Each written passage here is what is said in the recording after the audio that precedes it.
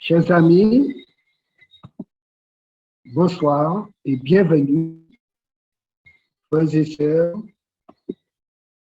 Soyez à l'aise en notre compagnie pour le partage de la parole de Dieu. Ce soir, le sujet que nous allons développer est un sujet délicat, mais il nous faut le présenter puisqu'il fait partie de la parole de Dieu et notre salut en dépend aussi. Être ou paraître, attention pour ne pas disparaître. Nous allons prier pour que Dieu puisse nous aider dans l'étude de sa parole que nous voulons sonder ce soir. Père éternel, c'est toi qui parles et tu as fait de nous tes porte-paroles pour partager avec tes enfants sincères tes révélations, tes volontés, tes directives pour que nous puissions aller dans la bonne direction. Parce que tout ce que tu nous dis en tant que Père, c'est pour le bien-être et le salut de tes enfants. Nous voulons nous disposer à entendre une fois de plus ce que tu as à nous dire en vue de notre préparation à rencontrer Jésus qui vient bientôt. Garde-nous du début jusqu'à la fin. Nous prions au nom de notre Sauveur bien-aimé et pour ta gloire. Amen. Demain soir, nous allons avoir, avant le message, un temps de prière. Donc, si vous avez des sujets de prière, vous pouvez les mettre dans le chat. Dans le conflit entre le bien et le mal, deux verbes sont en compétition. Être, c'est ce verbe que Dieu a choisi pour s'identifier, et paraître, le diable a élu ce mot pour évoluer. Le désir de paraître a fait Lucifer devenir un traître. Soulignez bien, le désir de paraître a fait Lucifer devenir un traître. Puisqu'il a choisi le verbe paraître, Dieu lui a fait savoir qu'il va disparaître. Et c'est dans Ézéchiel 28, verset 16, qu'il le lui dit. Par la grandeur de ton commerce, tu as été rempli de violence et tu as péché. Je te précipite de la montagne de Dieu, je te fais disparaître, chérubin protecteur, du milieu des pierres étincelantes. Depuis l'Éden, il a voulu entraîner l'humanité dans le même fonctionnement pour connaître la même fin.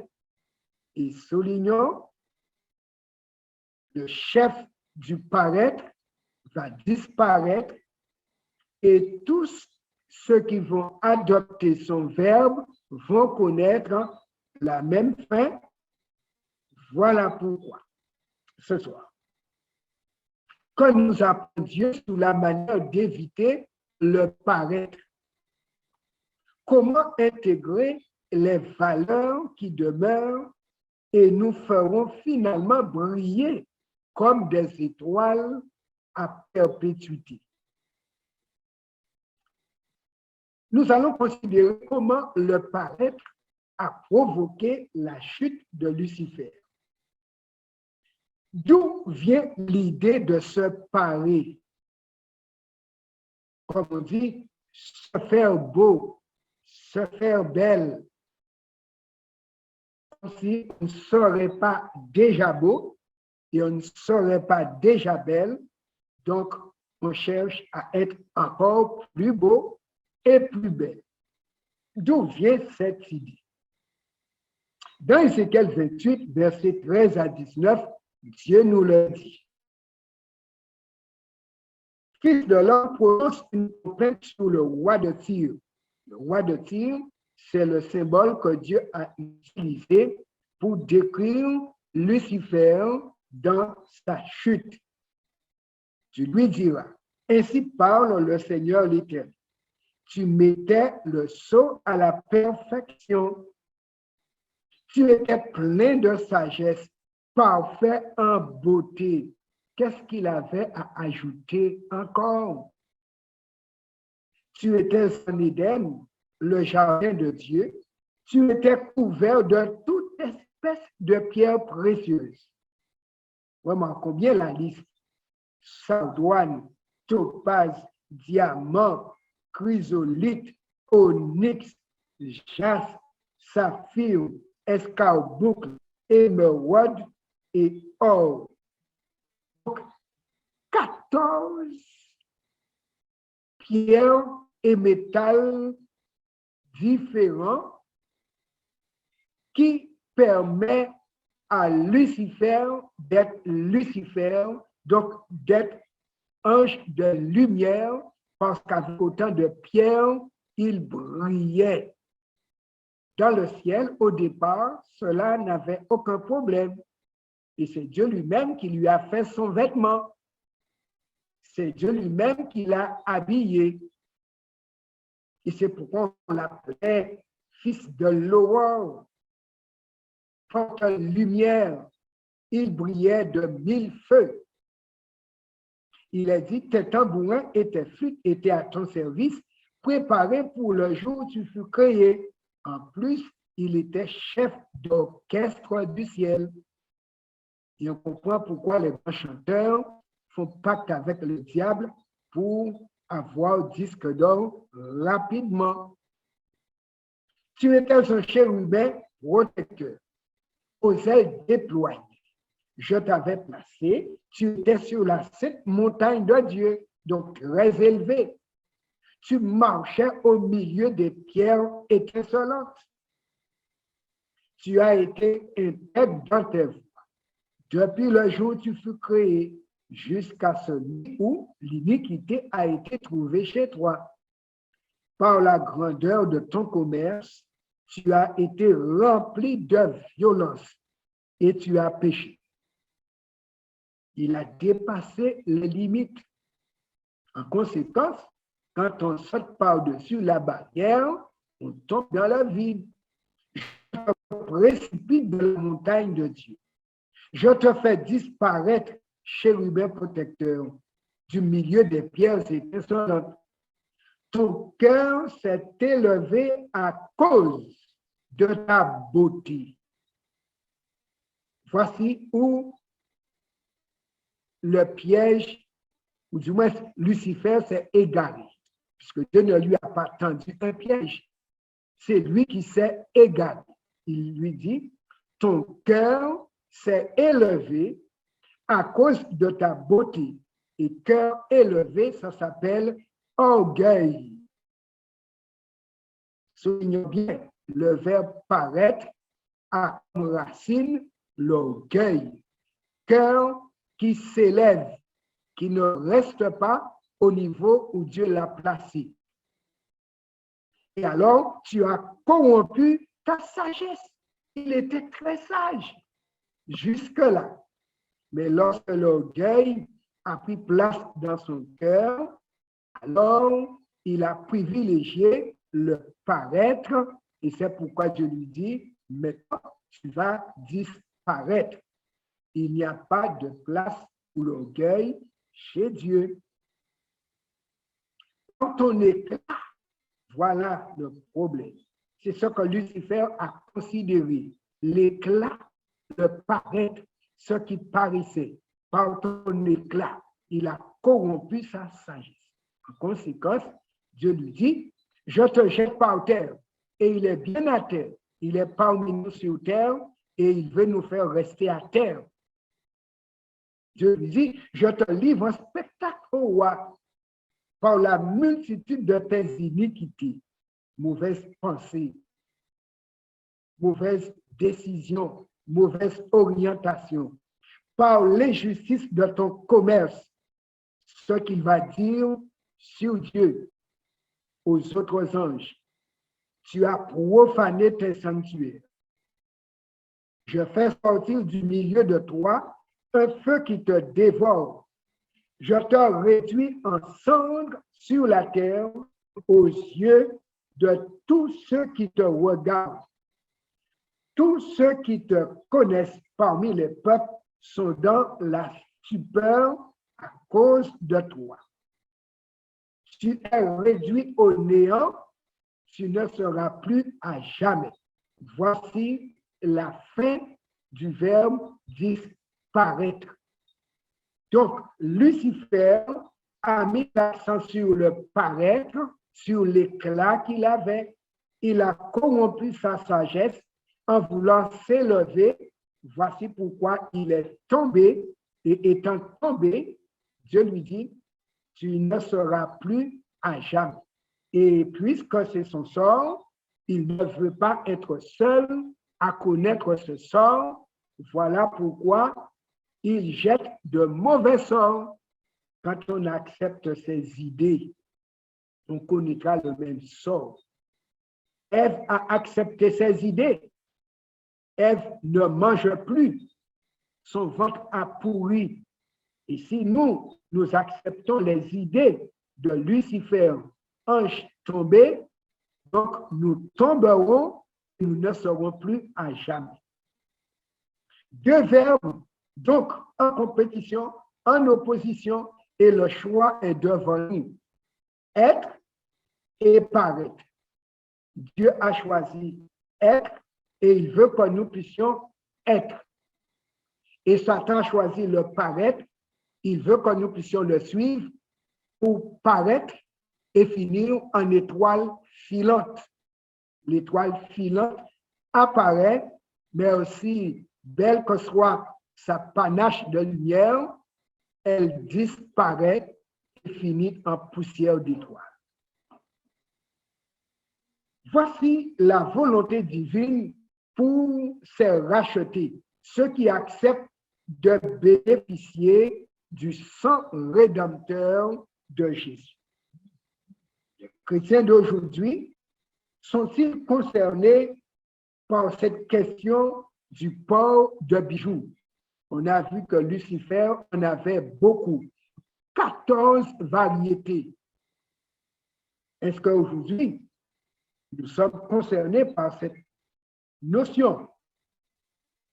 L'apôtre Saint Paul intervient dans le Nouveau Testament et il nous dit dans 1 Timothée 2, versets 9 et 10, « Je veux aussi que les femmes, vêtues d'une manière décente, avec pudeur et modestie, ne se parlent ni de tresses, ni d'or, ni de perles, ni d'habits somptueux, mais qu'elles se parlent de une parure chrétienne, mais qu'elles se parlent de bonnes œuvres, comme il convient à des femmes qui font profession de servir Dieu.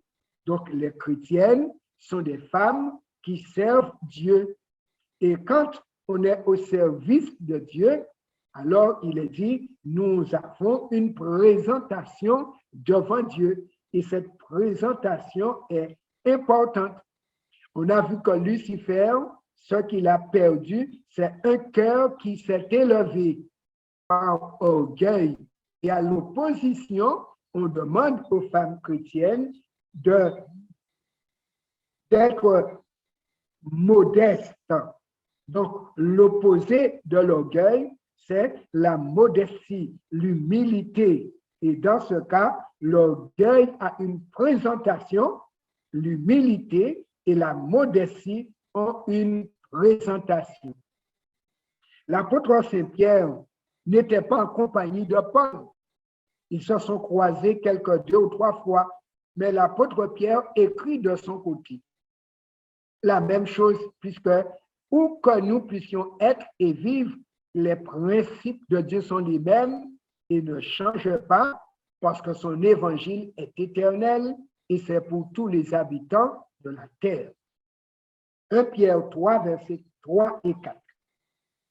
Ayez non cette parure extérieure qui consiste dans les cheveux tressés, les ornements d'or ou les habits qu'on revêt, mais la parure intérieure parure intérieure qui est cachée dans le cœur. Et quelle est cette parure intérieure cachée dans le cœur qui est anti-orgueil? C'est la pureté incorruptible d'un esprit doux, donc humble, soumis à Dieu et paisible devant Dieu. Et là, il est dit, quand on a, cet esprit, quand on a cette parure intérieure, il est dit, ceci est de grand prix devant Dieu. On ne peut pas mettre le chiffre sur la valeur de ce prix. Mais il est dit un grand prix devant Dieu. Et si c'est un grand prix devant Dieu, les bijoutiers terrestres ne peuvent pas monter à la hauteur de ce prix. Car les bijoutiers donnent des prix terrestres et terre à terre pour rester à terre.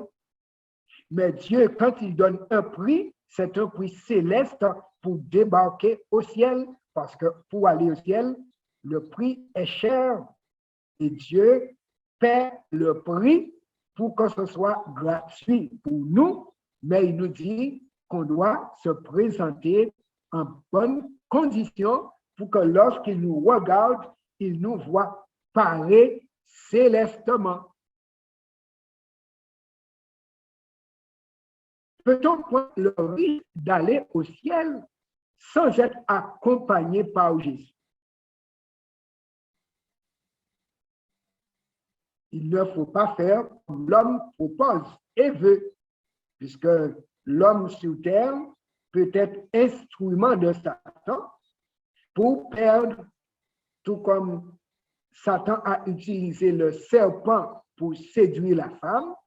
Il peut utiliser des hommes aussi, des femmes aussi, pour pouvoir, séduire, entraîner, dévier et perdre. Car si jamais il vient en Lucifer devant nous avec ses ailes, nous allons lui dire, garde tes affaires pour toi. Mais comme il vient nous proposer des choses par des hommes et des femmes, on ne se méfie pas. Mais si on ne s'appuie pas sur la parole de Dieu, on sera séduit, entraîné et perdu. Qu'arrivera-t-il à ceux qui garderont quand même leurs bijoux sur eux jusqu'au retour de Jésus? Une belle question. Qu'est-ce qui va se passer pour ceux qui, en dépit de ce que Pierre et Paul ont dit, vont décider de garder leurs affaires? Alors, Dieu nous le révèle dans Ézéchiel 7, versets 19 et 20. Ils jetteront leur argent dans les rues et leur or sera pour eux un objet d'horreur. Trop tard. Leur argent et leur or ne pourront les sauver au jour de la fureur de l'Éternel. Ils ne pourront ni rassasier leur âme, ni remplir leurs entrailles. Même si on a beaucoup d'or, on ne pourra pas les manger. Car c'est ce qui les a fait tomber, comme Lucifer, dans leur iniquité. Ils étaient fiers de leur magnifique parure, comme Lucifer l'était. Remarquez bien, Dieu a dit à Lucifer, tu étais couvert et c'est ton éclat qui a corrompu ta sagesse. Et remarquons bien, les humains sont fiers de leur magnifique parure. Et ils ont fabriqué les images de leur abomination, de leurs idoles, parce que les idoles étaient couvertes de bijoux. Étaient couvertes de bijoux. Donc, ils voulaient ressembler leurs idoles qu'ils adoraient. C'est pourquoi ils mettaient sur eux ce qu'ils mettaient sur leurs idoles. C'est pourquoi je la rendrai pour eux un objet d'horreur. Remarquez bien, on mettait les magnifiques parures, mais à la fin, on va voir que les parures nous ont perdus. On va les jeter, on n'en voudra plus, mais il sera trop tard. C'est pourquoi avant qu'il soit trop tard. Dieu nous invite à nous dépouiller de ce qui peut coller nos pieds à terre et ne pas décoller avec Jésus. Dans Ésaïe 2, versets 19 et 20, le prophète Ésaïe n'a pas vécu au même temps que le prophète Ézéchiel, mais le même Dieu est celui qui leur confie la mission. Et c'est pourquoi il a dit ce qui va se passer. On entrera dans les cavernes des rochers et dans les profondeurs de la poussière pour éviter la terreur de l'Éternel et l'éclat de sa majesté. Remarquez bien, le jour où Dieu se lèvera. Il se lèvera pour effrayer les habitants de la terre. En ce jour, les hommes jetteront leurs idoles d'argent et leurs idoles d'or qu'ils s'étaient fabriquées. Et à qui vont-ils remettre ces choses? Aux rats et aux chauves-souris. Voici la hauteur des bijoux. Pour nous, ça brillait. On s'y attachait. Et au dernier jour, quand on est perdu, on se dit, mais oh, c'était pour des rats, c'était pour des chauves-souris. C'est eux qui doivent avoir ces choses et pas moi. Mais on se dépouille trop tard. Et c'est là où Satan joue avec nous, en nous disant, garde tes affaires, tu es belle, tu es beau, mais regarde-toi dans le miroir, tu rayonnes. Mais il ne dit pas qu'à la fin, on ne va pas rayonner des rayons célestes. Et quand on va jeter les parures d'or, d'argent, de perles aux rats et aux chauves-souris, ce sont eux qui vont briller et les humains vont rester sans lumière, sans éclat, mais perdus pour toujours et ils vont disparaître. Pour Dieu, chers amis, les bijoux font partie des idoles et il ne veut pas s'associer à l'idolâtrie et il ne veut pas que son peuple soit idolâtre non plus. Voici ce qu'il va dire dans Exode 20, versets 1 à 3. Tu n'auras pas d'autre Dieu devant ma face. Voici première chose. Quand tu viens devant moi, ne viens pas avec d'autres dieux. Et même lorsque tu ne viens pas devant moi, ne te trouve pas en compagnie d'autres dieux. Tu ne te feras point d'image taillée, ni de représentation quelconque des choses qui sont en haut dans les cieux, qui sont en bas sur la terre et qui sont dans les eaux plus bas que la terre. Tu ne te prosterneras point devant elles et tu ne les serviras point. Car moi, l'Éternel ton Dieu, je suis un Dieu jaloux qui punit l'iniquité des pères sur les enfants jusqu'à la 3e et la 4e génération de ceux qui me haïssent et qui fait miséricorde jusqu'en 1000 générations à ceux mêmes et qui gardent mes commandements. Important pour nous, ceux qui aiment Dieu et qui gardent ses commandements, qui mettent en pratique ses directives, ces personnes vont bénéficier de la miséricorde de Dieu.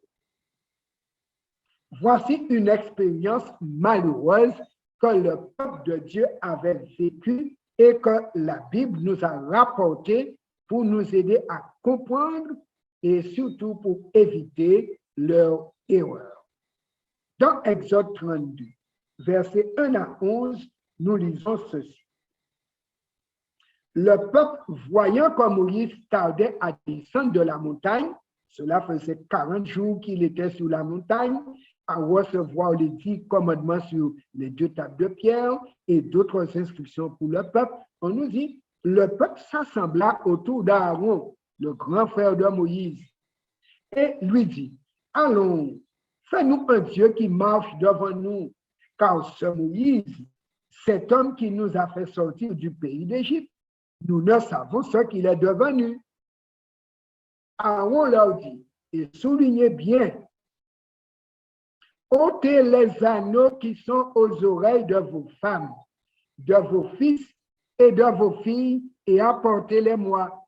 Et on a vu que la coutume que les hommes portent des anneaux est revenue. Donc, femmes, garçons, filles, tout le monde, au temps de Moïse, on voit, ils portaient des anneaux, coutume qu'ils ont adoptée en Égypte. Et on nous dit, tous ôtèrent les anneaux d'or qui étaient à leurs oreilles et ils les apportèrent à Aaron. Soulignez bien, quand c'est pour faire un Dieu, on peut ôter les anneaux. Mais si le vrai Dieu nous dit de l'ôter, est-ce qu'on va l'ôter? Aaron les reçut de leurs mains, jeta l'or dans un moule et fit un veau en fonte. Et ils dirent, Israël, voici ton Dieu qui t'a fait sortir du pays d'Égypte. Comme si c'était l'anneau ou les anneaux qui étaient à leurs oreilles qui avaient ouvert la mer Rouge devant eux et qui avaient parlé sur le mont Sinaï. N'est-ce pas terrible cela?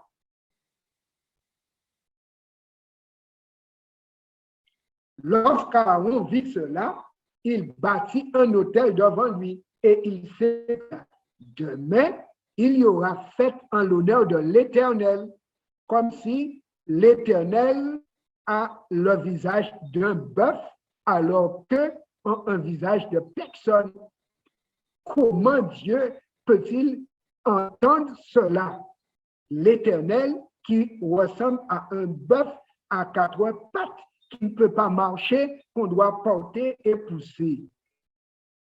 On comprend pourquoi le premier commandement dit, tu n'auras pas d'autre Dieu devant ma face.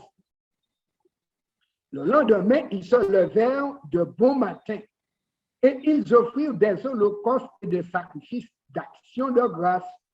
Donc, quand c'est pour l'idolâtrie, on peut se réveiller de bon matin. Mais lorsqu'il s'agit de prier l'Éternel, est-ce qu'on peut se réveiller toujours de bon matin aussi? On nous dit, ils vont faire des sacrifices de bon matin. La meilleure partie de la journée, ils vont l'offrir à leur bœuf. Ensuite, le peuple s'assit pour manger et pour boire. Puis, ils se levèrent pour se divertir avec un grand méchant zouk devant l'Éternel pour l'Éternel. Vous voyez comment on peut se tromper? Va fêter l'Éternel, un veau. Ce veau en Égypte, on l'appelait Apis. L'Éternel dit à Moïse, va, descendre, car ton peuple que tu as fait sortir d'Égypte s'est corrompu. Remarquons bien, Dieu ne dit pas à Moïse, mon peuple s'est corrompu. Il dit à Moïse, ton peuple s'est corrompu, car il a refusé l'Éternel comme Dieu. Donc, il n'est plus peuple de l'Éternel, il est peuple d'Apis. Donc, Dieu dit, ce n'est plus mon peuple, c'est peuple, car mon peuple s'est détourné de moi. Ils se sont promptement écartés de la voie que je leur avais prescrite. Et ils se sont fait un veau en fonte. Ils se sont prosternés devant lui. Ils lui ont dit, ils lui ont offert des sacrifices et ont dit, Israël, voici ton Dieu. Donc Dieu entend tout, il voit tout, il sait tout. Voici ton Dieu qui t'a fait sortir d'Égypte. Que Dieu écoute ça de bon cœur. L'Éternel dit à Moïse, je vois que ce peuple est un peuple au cou roide. Maintenant, laisse-moi. Ma colère va s'enflammer et je les consumerai, mais je ferai de toi une nation. Pour l'idolâtrie, Apis sorti de leurs oreilles, Dieu était sur le point de les brûler pour toujours. Voici le projet de Satan pour nous. Faire que notre Dieu nous brûle. parce que Dieu va le brûler, puisque Dieu lui a dit, tu vas disparaître, tu seras réduit en cendres. Voici le projet de Satan pour nous. Comment nous emmener à être brûlés par notre Dieu et être en cendres comme lui et avec lui? Simplement en nous entraînant dans l'idolâtrie, mais une idolâtrie déguisée à nos aux oreilles. Et on est beau, on a de l'éclat, on rayonne, mais on ne sait pas que finalement, on entraîne la colère de Dieu contre nous. Quel pacte Dieu va-t-il faire avec le peuple afin de continuer à l'accompagner à destination? Et c'est important pour nous. Dans Exode 33, versets 1 à 6, l'Éternel dit à Moïse, va, parle d'ici, toi et le peuple que tu as fait sortir d'Égypte. Ne dis pas que c'est lui qui l'a fait sortir, mais dis à Moïse, c'est toi qui l'as fait sortir. Il m'a envoyé, donc monte vers le pays que j'ai juré de donner à Abraham, à Isaac et à Jacob en disant, je le donnerai à ta postérité. Il lui dit, va, parle et emmène le peuple. J'enverrai devant toi un ange et je chasserai les Cananéens, les Amoréens, les Hétiens, les Phérésiens, les Héviens et les Jébusiens. Monte vers ce pays où coule le lait et le miel. Mais, et quand il y a un mais, nous savons ce que ça signifie. Mais je ne monterai point au milieu de toi, puisqu'ils ont déjà renié l'Éternel en choisissant Apis. Donc je dis, va, je vais envoyer un ange, mais je n'irai pas avec vous. Je ne monterai point au milieu de toi. Pourquoi? De peur que je ne te consume en chemin, car tu es un peuple au cou roide. Lorsque le peuple eut entendu ces sinistres paroles, il fut dans la désolation et personne ne mit ses ornements. Mes amis, traverser un désert sans l'Éternel, on ne connaît pas le chemin, on comprend qu'il y a de quoi être désolé. Et l'Éternel dit à Moïse, dis aux enfants d'Israël, vous êtes un peuple au cou roide. Si je montais un seul instant au milieu de toi, je te consumerais. Ôte maintenant tes ornements de dessus toi, et je verrai ce que je te ferai. Remarquez bien l'ultimatum que Dieu leur donne, ou le choix que Dieu leur propose. Ôte maintenant tes ornements de dessus toi, et je verrai ce que je te ferai. Si tu ôtes, je vais reconsidérer les choses. Si tu gardes, je saurai ce que je dois faire. Les enfants d'Israël se dépouillèrent de leurs ornements en s'éloignant du mont Horeb. Soulignons, le peuple a fait le bon choix. On ne veut pas monter avec un ange dans un désert sans l'Éternel et aller en terre promise. Alors, ils ont fait le choix. Nous mettons de côté tous les ornements. Et ainsi, Dieu va continuer à marcher avec eux pendant 40 ans. Personne, ni homme, ni femme, ni jeune garçon, ni jeune fille, personne n'a mis de parure sur soi. Et Dieu les a fait entrer en terre promise. Si nous voulons aller au ciel, ne prenons pas le risque d'y aller sans que l'Éternel nous accompagne. Le phare ne fait pas partie du programme de Dieu pour ses enfants non plus. C'est avec ça que le diable nous dit, mets-toi en valeur. Et là maintenant, on va prendre une apparence et on va corriger le Créateur. Voyons donc l'origine du phare. Dans 2 Rois 9, versets 22 et 30, nous voyons ici la première référence au phare et qui utilisait ce produit. Dès que Joram vit Jéhu, il dit, est-ce la paix, Jéhu? Jéhu répondit, quoi, la paix? Tant que durent les prostitutions de Jézabel, ta mère, et la multitude de ses sortilèges. Nous soulignons, Jézabel était reine, elle était prostituée et sorcière. Jéhu entra dans Israël, Jézabel l'ayant appris, mit du phare à ses yeux, se para la tête et regarda par la fenêtre. Remarquons bien, elle voudrait séduire l'envoyé de Dieu chargé de tuer Jézabel. Parce que Jéhu était venu pour tuer la reine Jézabel, envoyée par l'Éternel. Et quand Jézabel apprend que Jéhu arrive, elle se fait belle. Donc, quand le messager de Dieu, envoyé pour le détruire, va voir cette beauté, c'est pour oublier la mission.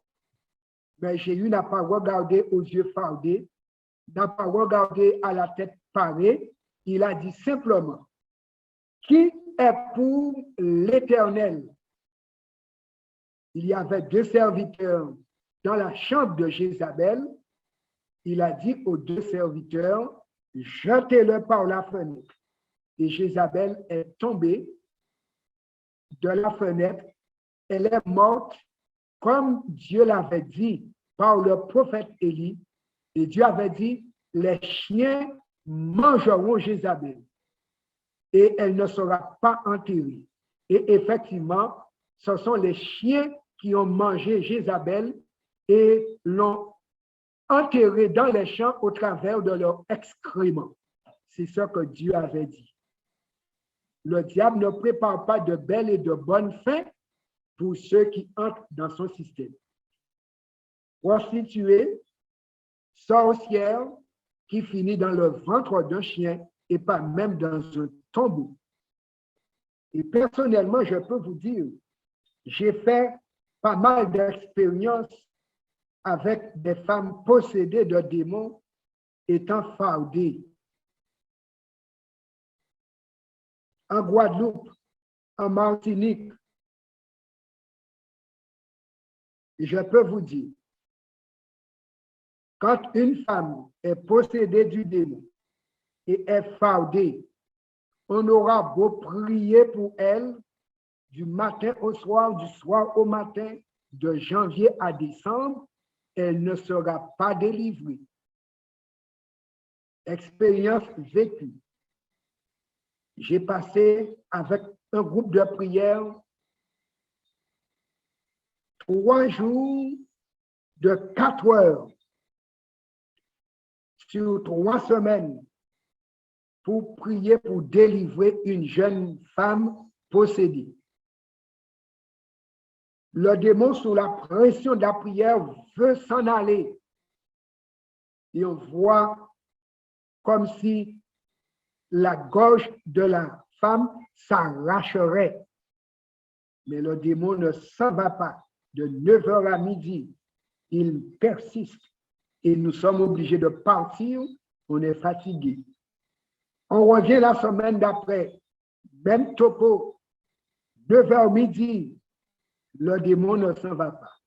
Et la 3e semaine, à 11h du matin, le démon emmène la fille vers nous, prend la main droite de la jeune femme et nous montre sur ses ongles le vernis transparent.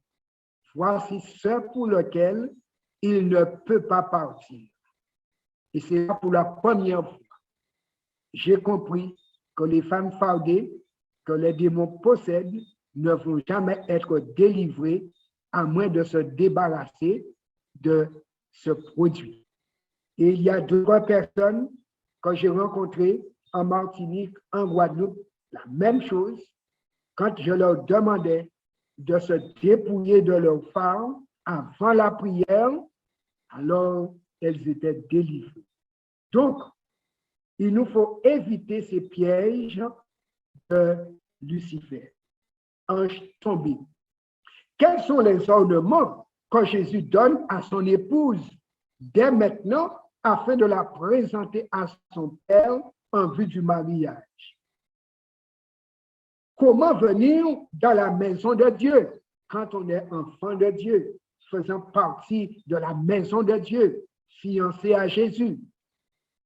Le psalmiste David nous dit au psaume 96, verset 9. Prosternez-vous devant l'Éternel avec des ornements sacrés. Donc Dieu a des ornements aussi, et ces ornements sont sacrés. Tremblez devant lui, vous tous habitants de la terre. Donc, Dieu voudrait nous voir parés d'ornements sacrés. Et on va découvrir ce soir quels sont ces ornements sacrés qui sont importants dans l'acte d'adoration lorsqu'on est enfant de Dieu et qu'on vient se prosterner devant Dieu. Dans Proverbe 3, verset 3, la Bible dit qu'est-ce qu'il nous faut mettre à notre cou comme parure. Il est dit que la bonté et la fidélité ne t'abandonnent pas. Lis-les à ton cou, écris-les sur la table de ton cœur. Donc nous voyons la chaîne bonté et la médaille fidélité. Donc la chaîne autour du cou et la médaille qui tombe sur le cœur. Voici la parure de l'enfant de Dieu, parure permanente avec laquelle on se présente devant Dieu et partout où on va. Bonté et fidélité, et pas beauté, car la beauté est le paraître. La bonté, c'est l'être. Qu'est-ce qu'il faut mettre à ses oreilles? Dans Proverbe 2, verset 2, le sage Salomon nous dit, si tu rends ton oreille attentive à la sagesse, et si tu inclines ton cœur à l'intelligence, voici les deux boucles d'oreilles que les chrétiens doivent mettre, sagesse et intelligence.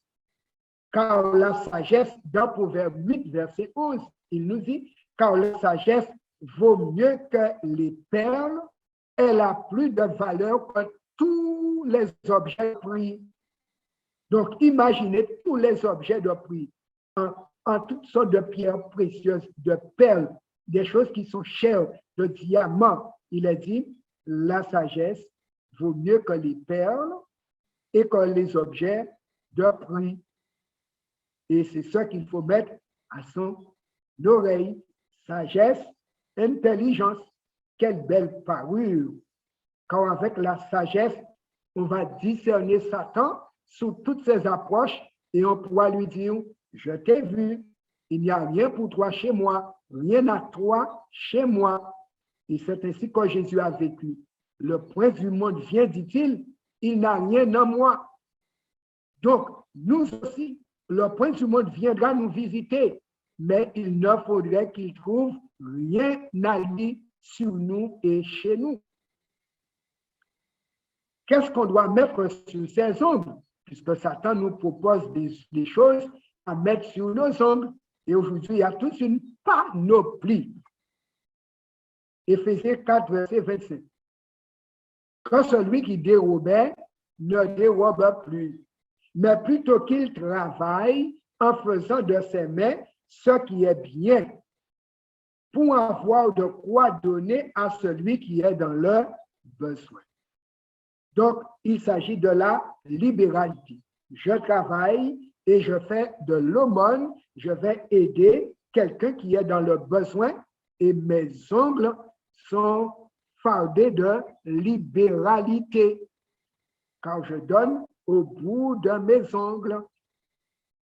J'ai travaillé de mes mains et mes ongles sont fardés en libéralité. Dieu aime voir les mains qui donnent, les mains qui partagent. Qu'est-ce qu'il faut mettre sur ses lèvres? Dieu a de quoi pour nous. Éphésiens 4, verset 29. Qu'il ne sorte de votre bouche aucune parole mauvaise, mais s'il y a eu quelques bonnes paroles qui servent à l'édification et communiquent une grâce à ceux qui l'entendent. Donc, de bonnes paroles. On peut avoir des lèvres bien fardées mais lançant beaucoup d'injures ou parlant avec violence, en critiquant, en dénigrant l'autre. Alors, on a une belle parure, mais l'intérieur, laide et mauvaise.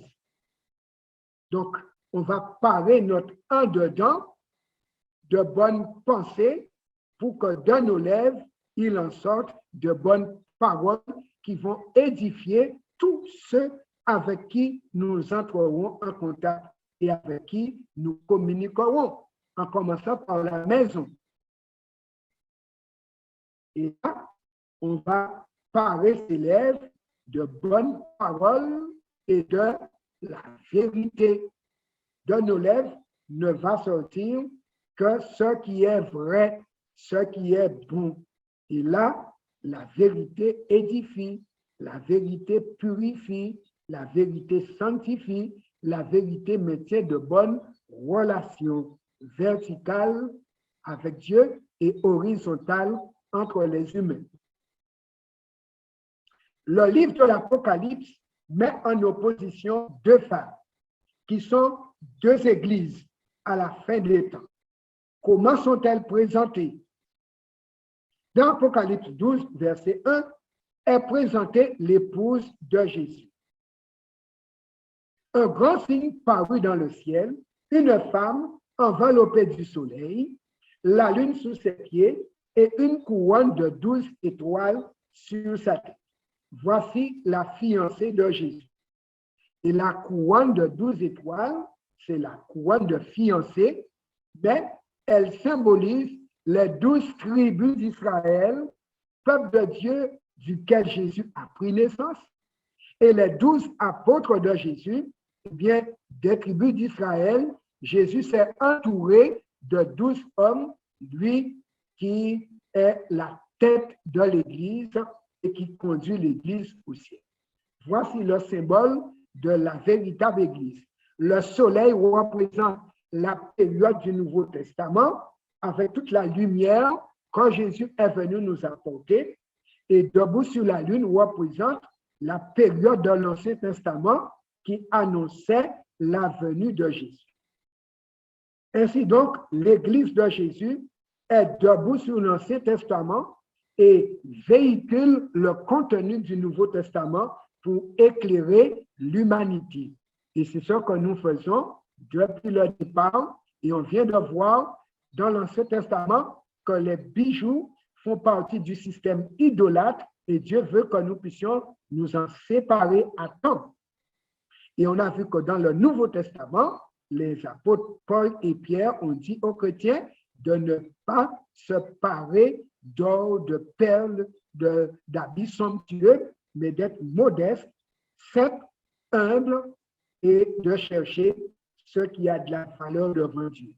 Et on comprend que cette fiancée, eh bien, n'ayant rien au diable sur elle, le dragon fut irrité. Dans Apocalypse 12, verset 17, on nous dit, le dragon fut irrité contre cette femme et il s'en alla faire la guerre au reste de sa postérité, à ceux qui gardent les commandements de Dieu et qui ont le témoignage de Jésus. Donc, quand on suit les commandements de Dieu pour ne pas avoir d'idole d'aucune sorte et qu'on suit les enseignements de Jésus, on est enveloppé du soleil de justice. Là, le dragon est embêté, dérangé, et il va faire la guerre à ce groupe.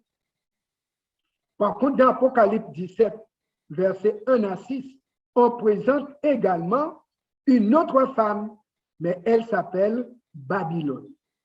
Et la Bible nous dit, cette femme était vêtue de pourpre, d'écarlate, donc de beaux vêtements, parés d'or, de perles précieuses, de pierres précieuses et de perles. Donc les éléments qui étaient sur Lucifer, Babylone emporte. C'est ce qui a perdu Lucifer. Eh bien, Babylone, c'est la deuxième femme de l'Apocalypse qui représente les chrétiens qui vont ne pas se soumettre au commandement de Dieu, ne pas recevoir le témoignage de Jésus, mais qui vont chercher à paraître. Et la Bible dit, elle tenait dans sa main une coupe d'or remplie d'abominations et des impuretés de sa prostitution, comme Jézabel.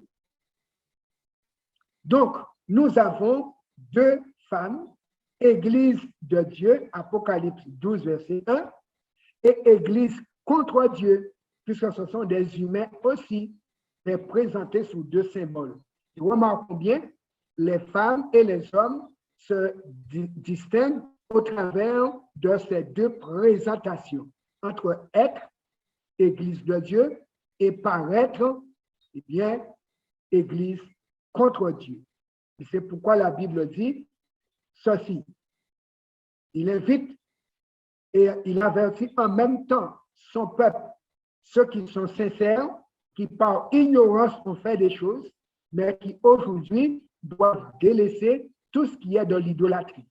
Et voici l'invitation. Apocalypse 18, versets 1 à 4. Après cela, je vis descendre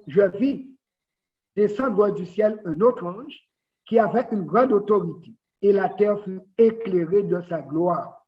Il cria d'une voix forte, disant, elle est tombée, Babylone la grande. Elle est devenue une habitation de démons, souligné, un repère de tout esprit impur, un repère de tout oiseau impur et odieux. Et ce sont ces démons qui encouragent les humains à se parer et à paraître. Parce que toutes les nations ont bu du vin de la fureur de son impudicité. Donc, les faux enseignements, les fausses valeurs. Et que les rois de la terre se sont livrés avec elle à l'impudicité en acceptant et véhiculant ces valeurs. Et que les marchands de la terre se sont enrichis par la puissance de son luxe. Donc, ceux qui encouragent maintenant à se parer, les marchands de la terre, ceux-là ont beaucoup d'argent parce qu'ils vendent des choses précieuses, mais pour perdre. Et j'entendis du ciel une autre voix qui disait, sortez du milieu d'elle, mon peuple, afin que vous ne participiez point à ses péchés et que vous n'ayez point de part à ses fléaux. Voici, le diable veut que nous subissions les fléaux de Dieu, comme Dieu voulait brûler Israël. Il veut que Dieu puisse brûler son peuple. Mais avant de faire tomber son feu, Dieu dit à son peuple sincère qui est encore dans Babylone, qui participe à Babylone, qui véhicule les valeurs de Babylone, sortez du milieu d'elle, mon peuple. Donc, on peut faire des choses par ignorance, mais à partir de ce soir, Dieu vous a apporté de l'éclairage par cette question du port de bijoux et de phares, voyant qui est derrière et dans quel but. Il faut suivre l'exemple de Jésus. C'est pourquoi on est chrétien. Dans Philippiens 2, 5 à 8, l'apôtre Paul nous dit, ayez en vous les sentiments qui étaient en Jésus-Christ, lequel existant en forme de Dieu, n'a point regardé comme une proie à arracher d'être égal avec Dieu. Mais qu'est-ce que Jésus a fait? Il s'est dépouillé lui-même en prenant une forme de serviteur, en devenant semblable aux hommes et ayant paru comme un simple homme. Il s'est humilié lui-même, il s'est humilié, se rendant obéissant jusqu'à la mort, même jusqu'à la mort de la croix. Et remarquez, sur la croix, il n'y a pas de paraître là. Il est nu, on l'a crucifié nu, il n'avait rien à faire paraître. Toute parure qu'il avait, c'est une couronne d'épines. Il est roi des Juifs, on lui donne une couronne en épines. Et quand on est chrétien, l'apôtre dit, on nourrit les sentiments qui étaient en Jésus, à savoir dépouillement, humilité, obéissance jusqu'à la mort, mais obéissance pour être conforme à Dieu.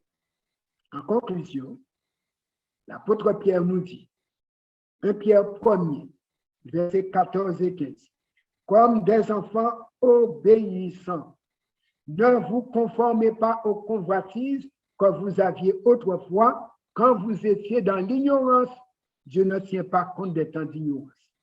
Mais puisque celui qui vous a appelé est saint, vous aussi soyez saints dans toute votre conduite, dans votre parure et présentation. Selon qu'il est écrit, vous serez saints car je suis saint. Oui, on est fils de Dieu par la foi en Jésus-Christ. Vous tous qui avez été baptisés en Christ, vous avez revêtu Christ. Donc, quand on a revêtu Jésus, donc c'est parure Jésus qui est présenté et non parure personnelle. Et c'est pourquoi, si on a parure Jésus, il est dit, heureux ceux qui lavent leur robe. Donc, ils se sont dépouillés de tout. Ils ont lavé toutes les crasses, tout ce qui venait de Satan pour avoir droit à l'arbre de vie et d'entrer par les portes dans la ville. Si nous ressemblons à Jésus, nous allons faire du bon lavage, du bon triage, on va lui permettre de nous déshabiller, de doter de nous tout ce qui n'est pas du ciel, pour que nous ayons droit d'entrer au ciel et ne pas rester à terre. Ainsi donc, ami, toi qui aimes Dieu, qui aime la parole de Dieu, qui veut débarquer chez Dieu, il te dit heureux si tu peux laver ta robe. Et on vient de voir que les fils de Dieu lavent leur robe en passant premièrement par le baptême et ensuite en revêtant les sentiments qui étaient en Jésus pour ressembler à Jésus et être chrétien. Un chrétien, photocopie conforme de Jésus-Christ, certifié céleste, on peut débarquer au ciel. Ne prenons pas la parure de Satan, mais soyons avec les sentiments qui étaient en Jésus, avec l'intérieur obéissant, humble et soumis à Dieu, et notre place sera réservée au ciel. Pour ceux donc qui pensent se conformer au ciel, qui veulent plus d'enseignement ou qui veulent recevoir le baptême, voici donc les numéros de téléphone. Sentez-vous libre de me contacter pour qu'avec l'équipe de visite, nous puissions vous accompagner au mieux pour vous engager avec Jésus, un disciple de Jésus, pour ressembler à Jésus et finir avec Jésus dans le ciel. Heureux ceux qui lavent leur robe. Nous allons prier. Éternel, notre Père, notre Dieu, ce soir, tu nous invites au lavage. Il y a des choses que nous avons portées pour paraître, mais que nous ne pouvons emporter au ciel. Tu nous invites à être comme Jésus, en développant les sentiments qui étaient en lui, en nous revêtant de la parure intérieure que les hommes ne voient pas d'emblée, mais qui peuvent apparaître dans notre dire et notre faire, parce que nous serons doux, humbles, obéissants comme Jésus. Nous voulons te ressembler, nous voulons te glorifier et nous voulons voir ta face. Ne permets pas que nous puissions être de ceux au cou roide comme Israël, que tu as délivré, mais ils t'ont déçu au point que tu voulais les brûler. Donne-nous d'avoir des cœurs bien disposés à t'obéir jusqu'au bout pour traverser ce monde et entrer en terre promise, la Canaan céleste, à savoir le prochain paradis. Fortifie-nous, nous prions au nom de Jésus et pour ta gloire. Amen.